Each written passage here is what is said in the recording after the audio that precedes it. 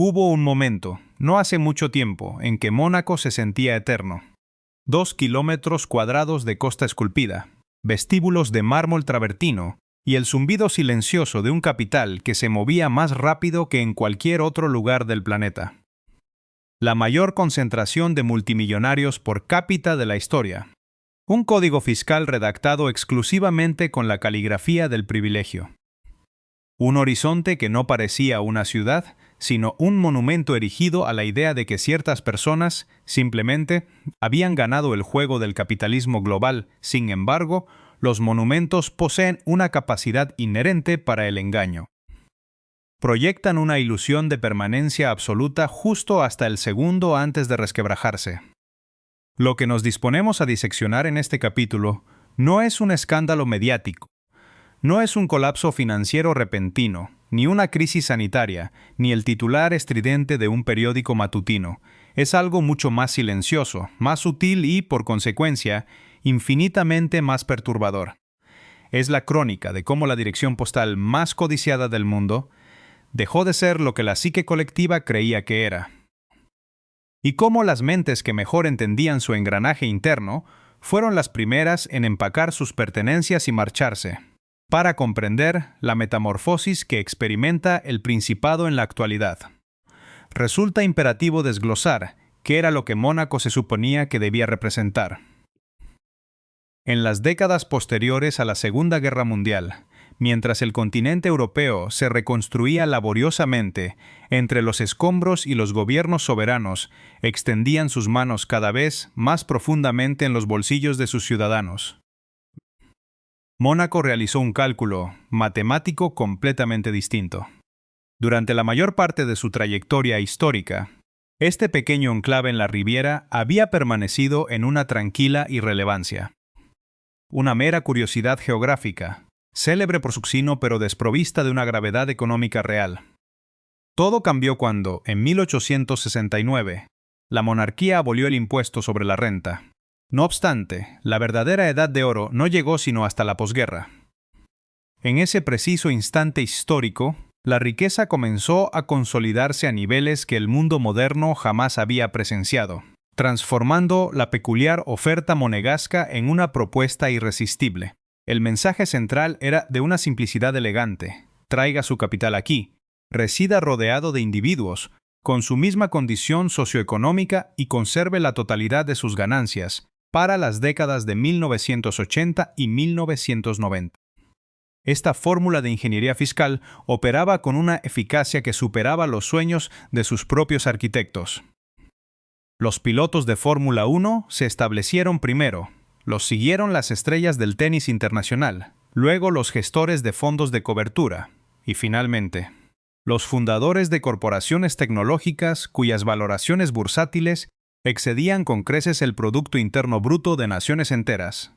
El histórico casino de Montecarlo pasó a ser un mero decorado secundario. El juego auténtico ya no se disputaba en las mesas de la ruleta, sino en los áticos de Fontvieille y en los despachos privados que miraban hacia el Port Hercule. Mónaco había dejado de funcionar como un tejido urbano vivo para transmutarse en un instrumento financiero puro. Un espacio al que uno no se trasladaba por amor a su cultura, sino porque le permitía ahorrar decenas de millones de dólares anuales, a cambio de no exigirle prácticamente nada. Durante un tiempo, ese casi nada fue el costo exacto del éxito. Pero la historia de la Costa Azul es también el reflejo de una paradoja sistémica. ¿Qué sucede cuando un territorio es tan eficiente atrayendo a la élite financiera que termina por expulsar de sus límites territoriales los elementos cotidianos que hacían que valiera la pena habitarlo? ¿Y qué ocurre cuando el ecosistema geopolítico exterior comienza a transformarse de tal manera que el cálculo original pierde toda su lógica económica? La primera señal de que el viento había cambiado de dirección no provino de un informe del Fondo Monetario Internacional ni de un comunicado del gobierno de los Grimaldi. Emergió directamente del mercado inmobiliario, el termómetro más implacable de la confianza plutocrática, y lo hizo manifestando una anomalía que los promotores locales han encontrado alarmantemente difícil de justificar. Durante las últimas 2 décadas, las curvas de precios de las propiedades residenciales en el Principado se desplazaron en una única trayectoria, hacia arriba. Mónaco pulverizó récords históricos año tras año, consolidándose primero como el mercado residencial más costoso de Europa y, posteriormente, del planeta, situándose a una distancia tan sideral de sus competidores más cercanos que cualquier comparación estadística carecía de sentido analítico en el año 2022. El precio promedio del metro cuadrado residencial rompió la barrera psicológica de los 50.000 euros. En las ubicaciones de máxima exclusividad, el Carré d'Or, las terrazas del Arboto o las alturas que coronan el casco antiguo, las transacciones se cerraron alcanzando cotas de entre 80.000 y 90.000 euros por metro cuadrado. Aquellas cifras no eran simples abstracciones matemáticas, constituían un código, emitían el mensaje de que la demanda global era infinita, de que la lista de espera para adquirir un fragmento de este suelo era tan inmune a los ciclos macroeconómicos del planeta que las leyes de la gravedad financiera se habían suspendido de forma indefinida en sus 2 kilómetros cuadrados. Entonces, el engranaje perfecto se detuvo.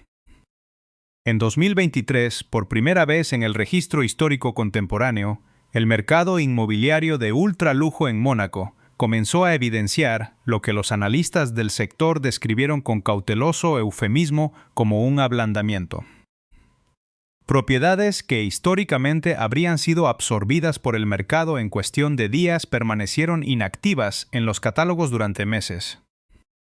Nuevos desarrollos urbanísticos que solían comercializarse en su totalidad sobre plano antes de que se vertiera la primera capa de hormigón se encontraron con unidades sin vender tras la entrega de llaves. El volumen total de transacciones en los segmentos de precios más elevados experimentó una contracción medible. Conviene ser rigurosos en el diagnóstico. Mónaco no se ha convertido en la Detroit de la desindustrialización. Y ningún analista serio debería plantearlo en esos términos catastróficos. Sin embargo, la disminución fue tan persistente y estructural que rompió de golpe la narrativa de la excepcionalidad absoluta. Las agencias inmobiliarias locales ofrecieron explicaciones predecibles y ensayadas ante las cámaras: el incremento global de las tasas de interés, la incertidumbre geopolítica en Europa del Este o una pausa transitoria antes del próximo alsiesta. No obstante, las personas que manejan las fortunas familiares detrás de escena pintaron un panorama muy diferente bajo estricto anonimato. Diversos asesores financieros de las mayores fortunas del planeta explicaron que este fenómeno no responde a una pausa técnica. Sus clientes, los multimillonarios rusos, los financieros de la City londinense y los industriales de la Europa continental que habían sostenido el mercado inmobiliario durante una generación, no estaban esperando a que amainara la tormenta. Estaban liquidando posiciones, cruzando la frontera y, lo más alarmante para el Principado, no tenían la menor intención de regresar, para desentrañar las razones detrás de esta silenciosa deserción de la élite global. Es necesario comprender la naturaleza exacta del producto que Mónaco vendía y por qué esa propuesta de valor se ha vuelto drásticamente menos competitiva. El cimiento de su arquitectura siempre fue la optimización fiscal extrema: 0% de impuestos sobre la renta, ausencia de gravámenes sobre las plusvalías y exención total del impuesto sobre el patrimonio. Para un individuo con ingresos anuales de 20 millones de euros, el beneficio no era un ejercicio de contabilidad teórica. Representaba la línea divisoria entre retener la propiedad legítima de su capital o transferir una porción sustancial de su patrimonio a estados de bienestar europeos con presiones fiscales en aumento. Sin embargo, las placas tectónicas de la fiscalidad internacional se han desplazado, erosionando la ventaja comparativa del Principado.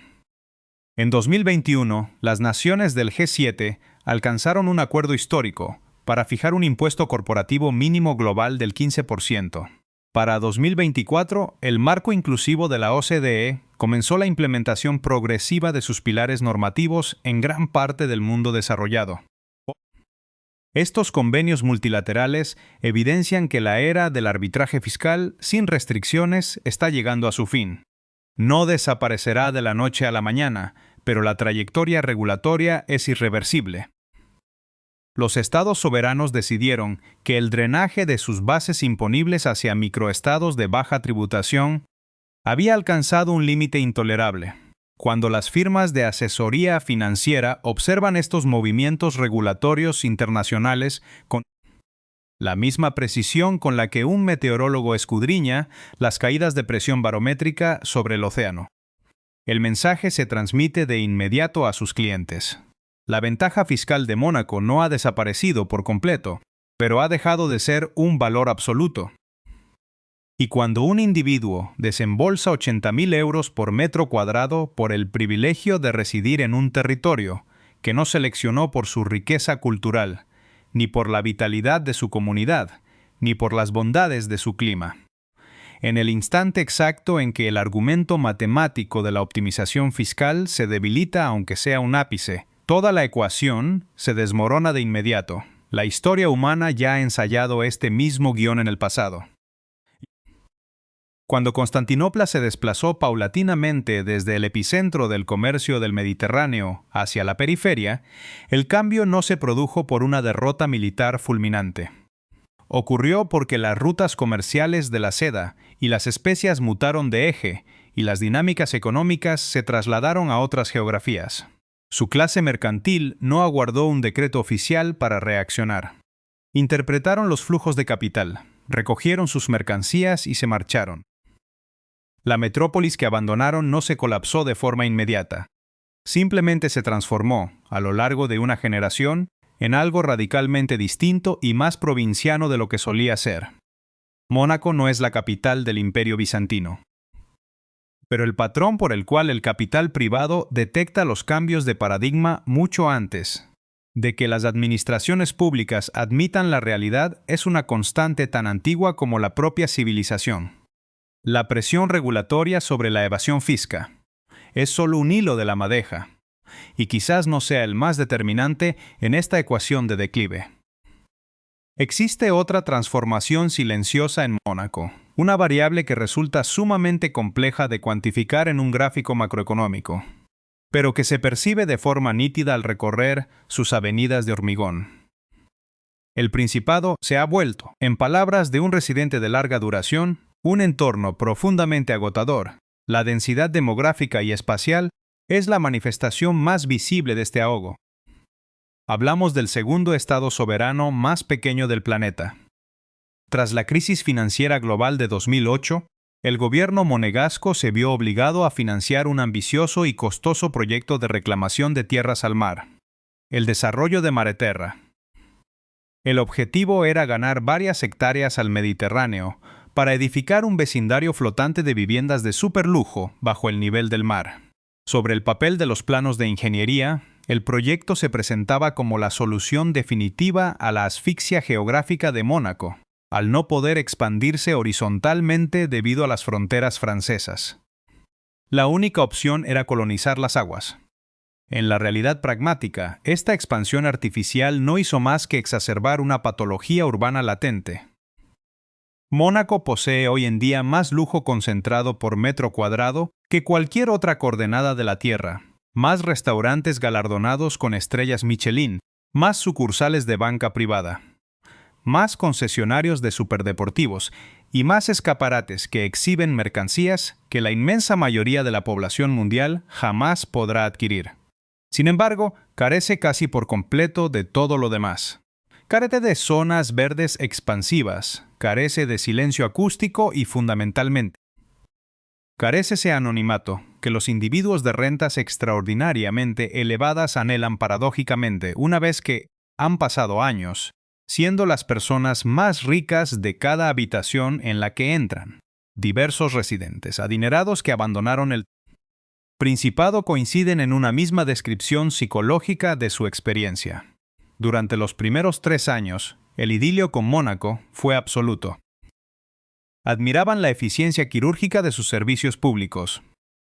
los niveles de seguridad ciudadana que permitían caminar de noche sin preocupaciones y la densa red de contactos corporativos disponibles a unos pasos de distancia.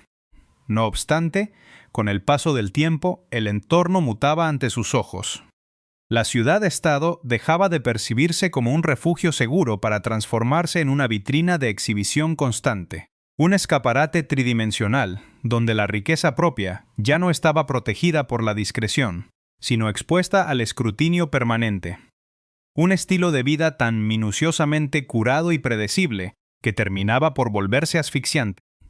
Como señaló sucintamente uno de ellos al tramitar su baja residencial, en Mónaco se había vuelto imposible el lujo de no ser nadie pro sí para la élite global.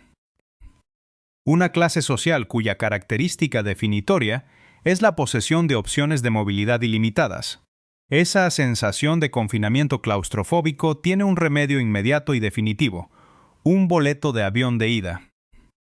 Si observamos con detenimiento geográfico cuáles son los destinos específicos que están absorbiendo este flujo migratorio de capitales que evacúan el suelo monegasco, descubriremos patrones reveladores sobre hacia dónde se desplaza verdaderamente el dinero en este siglo. Y las respuestas difieren sustancialmente de los mitos del imaginario popular. Dubái ha capturado una fracción considerable de este éxodo masivo de capitales, apalancándose en una agresiva combinación de exenciones fiscales totales, infraestructura tecnológica de vanguardia y una escala arquitectónica con la que los 2 kilómetros cuadrados de Mónaco simplemente jamás podrán competir. Sin embargo, el fenómeno de los Emiratos Árabes Unidos constituye una dinámica que requiere su propio espacio de análisis. Lo que resulta significativamente más revelador es la migración silenciosa de fortunas hacia jurisdicciones que ofrecen no solo beneficios fiscales competitivos, sino un atributo del que Mónaco ya no puede presumir con credibilidad: una vida auténtica. El régimen fiscal para residentes no habituales de Portugal, antes de sus recientes reestructuraciones normativas, atrajo a miles de ciudadanos europeos de alto patrimonio. Estas personas no eligieron establecerse en Lisboa o en las costas de las Bellas del Algarve, porque el algoritmo matemático les garantizara ahorrar un porcentaje marginalmente superior al que obtenían en la Costa Azul. Lo hicieron porque esos lugares les devolvían la experiencia de habitar una ciudad real, un entorno con un sustrato histórico profundo, una vida cultural orgánica, restaurantes cuya propuesta gastronómica no estaba diseñada exclusivamente para individuos con patrimonios netos de 8 cifras, y barrios tradicionales, donde los niños juegan en calles que han visto pasar los siglos, las Islas Caimán, los cantones suizos especializados en la gestión de patrimonios, las islas del Canal, Malta o Chipre ofrecen. Cada uno con sus respectivas particularidades legales, variaciones de la tesis monegasca, a menudo combinando menores barreras de entrada económica, menor densidad demográfica y marcos regulatorios estables. Con todo, el cambio de paradigma más definitorio entre la nueva generación de ultrarricos es lo que los gestores de patrimonio denominan técnicamente residencia de portafolio. Los multimillonarios contemporáneos ya no eligen un único domicilio fiscal fijo a permanecer allí inmóviles los 183 días del año que exige la ley. En su lugar, construyen identidades jurídicas fragmentadas a lo largo de múltiples países simultáneamente. Mantienen un apartamento en el Carré d'Or de Mónaco meramente como una herramienta de posicionamiento social o una credencial de estatus frente a terceros. Fijan su residencia legal principal en una jurisdicción con menores costos operativos y alta eficiencia fiscal, donde desarrollan sus jornadas de trabajo. Y adquieren sus propiedades residenciales principales en aquellos rincones del mapa que verdaderamente aman por su entorno natural o familiar.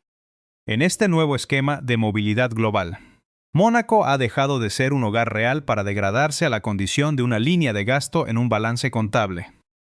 Una asociación de marca aspiracional antes que una experiencia de vida real. Y cuando un territorio geográfico se reduce a una estrategia de marketing antes que a un espacio de convivencia humana, el proceso invisible de su decadencia histórica ya se ha puesto en marcha. Los edificios de mármol siguen relucientes bajo el sol del Mediterráneo. El servicio de limpieza pule las aceras cada mañana y los superyates permanecen amarrados en los muelles del puerto. Sin embargo, la intención vital que animaba todo ese ecosistema ha migrado hacia otras latitudes. Sin esa fuerza motriz interna, lo que a simple vista continúa pareciendo una metrópolis próspera, no es más que una elaborada escenografía cinematográfica. Las dinámicas que hemos analizado hasta este punto, el debilitamiento de un mercado inmobiliario que se creía inmune a las crisis, la ofensiva internacional contra el arbitraje fiscal y el hastío psicológico de una élite que rechaza vivir en una vitrina colectiva, constituyen apenas las manifestaciones iniciales de un patrón que se repite invariablemente en cada centro de acumulación de riqueza, cuando éste ingresa en el largo atardecer de su ciclo histórico. El gobierno del Principado, atrapado en las rigideces de su propio diseño institucional, se encuentra ante una encrucijada donde cada intento de solución parece chocar frontalmente con la razón misma de su existencia. ¿Es posible rescatar la relevancia de un espacio diseñado exclusivamente para un mundo que ha dejado de existir? Para comprender la velocidad a la que se desmorona la arquitectura de Mónaco, es necesario examinar las fuerzas estructurales que operan como una cizalla sobre su modelo económico. Los cimientos de la soberanía monegasca no se diseñaron para resistir la transparencia digital ni la homogeneización fiscal de este siglo. El ecosistema del microestado funciona fundamentalmente como una enorme máquina de arbitraje regulatorio. Si el diferencial normativo entre el interior y el exterior de sus fronteras se reduce un solo milímetro, todo el motor financiero del Principado sufre una pérdida catastrófica de tracción. El primer vector de esta erosión estructural proviene del desmantelamiento sistemático del secreto financiero global.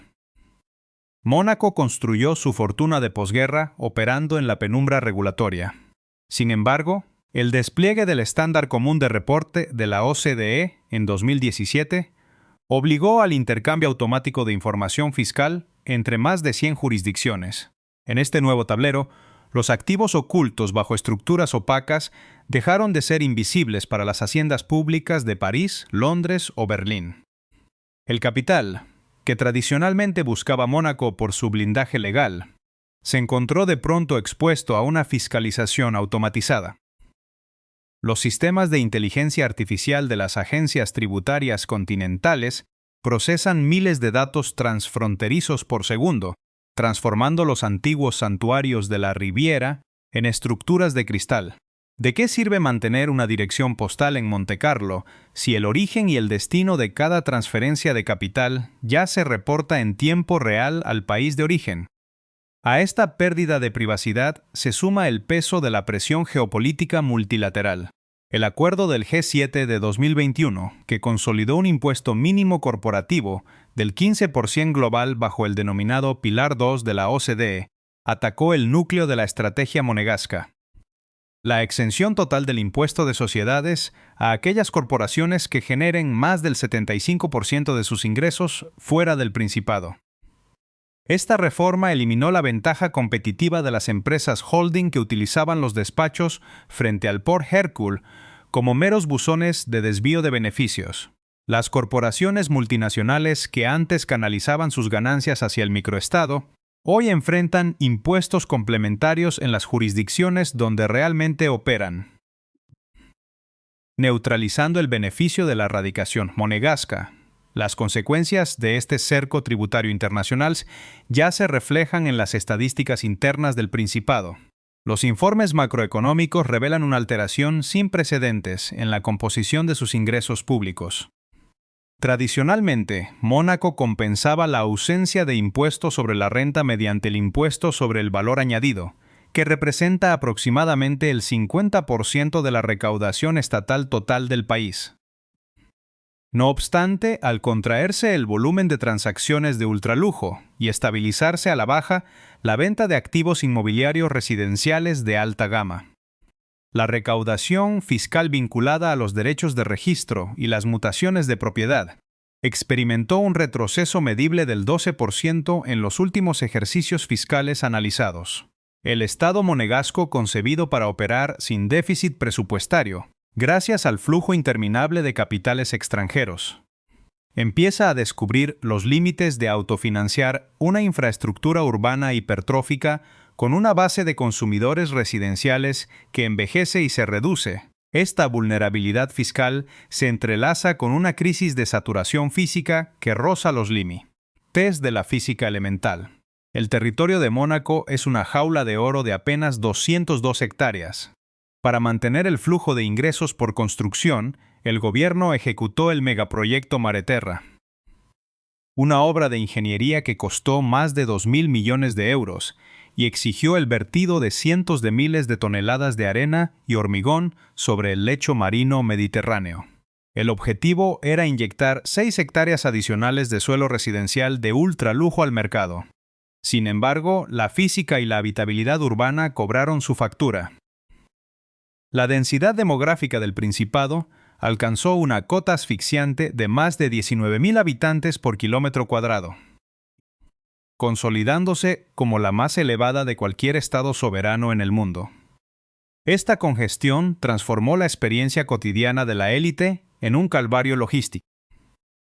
Las angostas avenidas diseñadas en el siglo XIX hoy se encuentran colapsadas por flujos constantes de vehículos comerciales, camiones de suministro para las remodelaciones de los áticos y superdeportivos atrapados en atascos circulatorios crónicos. El ruido de los taladros hidráulicos perforando la roca para construir estacionamientos subterráneos y la contaminación acústica derivada de las obras permanentes destruyeron el activo intangible más valioso que Mónaco vendía a sus residentes: la tranquilidad discreta. Un antiguo gestor de un fondo de inversión británico, tras vender su propiedad en el distrito del Arboto, describió la situación con frialdad analítica. El Principado cometió el error de confundir la optimización del espacio con la tugurización del lujo. Transformaron un idílico balneario de la Riviera en un centro comercial vertical, hipervigilante y ruidoso, donde cada metro cuadrado libre se hormigona para generar una comisión inmobiliaria más. Frente a esta asfixia espacial, los nuevos polos de atracción de la riqueza global despliegan estrategias de escala imposible para el microestado europeo. Dubái, el rival más agresivo en esta guerra por la captura de patrimonio neto ultra alto, no solo iguala la exención fiscal del impuesto sobre la renta, sino que ofrece un territorio expansivo de más de 4.000 kilómetros cuadrados. Mientras Mónaco tarda una década en construir 6 hectáreas ganadas al mar, las jurisdicciones de Oriente Medio levantan distritos financieros enteros, aeropuertos internacionales con capacidad para 120 millones de pasajeros anuales y comunidades residenciales cerradas que garantizan una privacidad espacial absoluta. El capital del siglo XXI posee una naturaleza nómada y tecnológica, que valora la conectividad global y la escala operativa por sobre la tradición nobiliaria europea. Las fortunas tecnológicas nacidas en Silicon Valley o los fundadores de plataformas digitales de Singapur ven la estética barroca de Montecarlo no como un símbolo de estatus actual, sino como un museo de la riqueza del siglo pasado. La demografía interna del Principado agrava esta parálisis estructural. Mónaco sufre un proceso de envejecimiento residencial que amenaza la vitalidad económica de su mercado interno. La edad promedio de los residentes con nacionalidad monegasca y de los extranjeros con tarjeta de residencia formal supera ya los 46 años, con una proporción creciente de habitantes que rebasan los 65 años. Este perfil demográfico se traduce en un conservadurismo económico que ralentiza la innovación local. El comercio minorista de alta gama y el sector de la restauración se han adaptado de tal forma a los gustos de esta población flotante de la tercera edad que el Principado se ha vaciado de dinamismo cultural orgánico. Los jóvenes profesionales, los creadores de startups y las mentes más disruptivas del ámbito financiero global rechazan establecerse en un entorno donde la interacción social está rígidamente pautada por el protocolo de los clubes privados y donde el costo de la vivienda básica a de alquiler para empleados cualificados, arranca en los 4.000 euros mensuales, expulsando hacia las localidades francesas limítrofes, como Beausoleil o Menton, a la fuerza laboral indispensable para que los bancos y los hoteles funcionen cada día. ¿Qué sucede cuando el personal que debe gestionar los patrimonios, limpiar los yates y auditar las cuentas no puede permitirse vivir a menos de 1 hora de distancia en tren de los despachos donde se genera la riqueza? El sistema operativo de Mónaco empieza a experimentar fricciones logísticas severas. Cada mañana, más de 50.000 trabajadores transfronterizos saturnan las líneas ferroviarias y las carreteras de acceso desde Francia e Italia para hacer funcionar la maquinaria del lujo. Mónaco se ha convertido en una paradoja urbana, un ecosistema que requiere una masa crítica de trabajadores de clase media para mantener su nivel de servicio premium, pero cuya hiperinflación de precios inmobiliarios sabotea activamente la estabilidad de esa misma fuerza laboral. El modelo que funcionó a la perfección durante 50 años se enfrenta ahora al peor enemigo de cualquier estructura de mercado: la obsolescencia funcional. Los incentivos originales creados por Carlos III en el siglo XIX se diseñaron para un capitalismo industrial de base física, donde los magnates necesitaban un ancla geográfica visible para proteger sus capitales de las revoluciones fiscales continentales. Hoy, en la era de los criptoactivos, los contratos inteligentes y la descentralización corporativa, el concepto mismo de fijar un domicilio físico en un acantilado del Mediterráneo empieza a percibirse como un anacronismo ineficiente. La élite económica ya no busca un monumento de mármol para exhibir que ha ganado.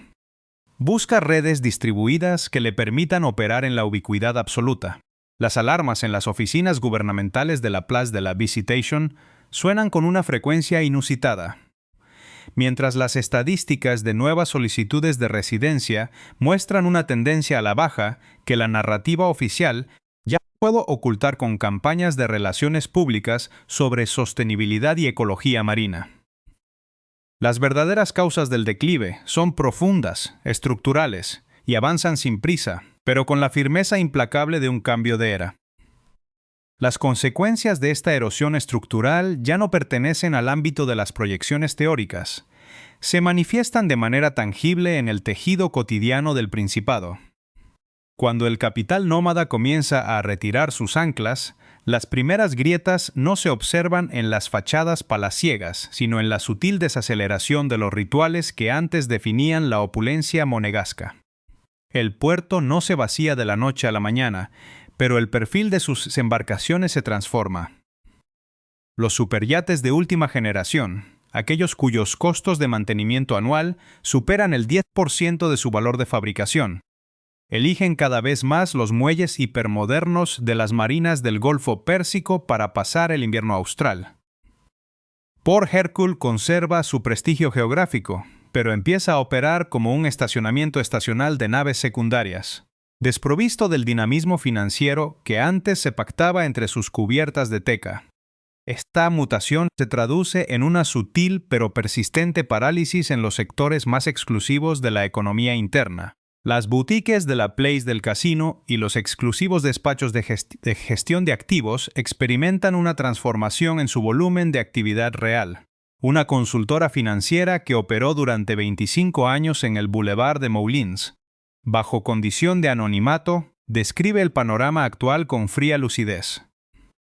Las reuniones presenciales donde se decidían inversiones transcontinentales con un apretón de manos han sido sustituidas por auditorías digitales y comités de cumplimiento remoto. El cliente que antes se instalaba de forma permanente en el Carré d'Or, hoy prefiere mantener un perfil bajo, reduciendo su estancia física al mínimo legal estricto para evitar encender las alarmas de los sistemas automatizados de las haciendas europeas.